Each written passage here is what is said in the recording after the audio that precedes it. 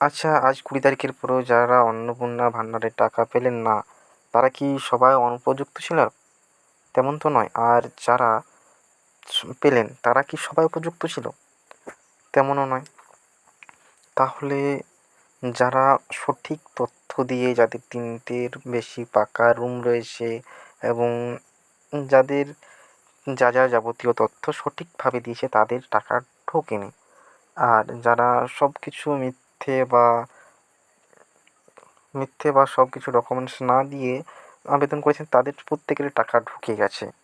তাহলে এবার সরকার থেকে বলে দিয়েছে ব্যাপারটা যে যারা উপযুক্ত তারা আবার আবেদন করতে পারবেন বা তারা অ্যাপিল করতে পারবেন, আর যারা অনুপযুক্ত তাদের বিরুদ্ধে অভিযোগ করতে পারেন। সরকার এই পদক্ষেপটা নিয়েছে, কিন্তু এই পদক্ষেপ নেওয়ার পরেও সরকার যদি যারা উপযুক্ত তারা যে টাকাটা পায়নি, এই 3 মাসের টাকা, 3 মাসে তো অনেকটা টাকা, প্রায় 9,000-এর মতো টাকা, যেটা একটা গরিব মা বোনেদের পক্ষে অনেকটা পরিমাণ টাকা। তো তাদের কষ্টটা সরকার যেন দেখে বিবেচনা করে, এবং যাতে সবাই টাকা পায়, যারা উপযুক্ত যোগ্য তারা যাতে সবাই টাকা পায়, তার জন্য সরকারের কাছে একটা আবেদন রইল।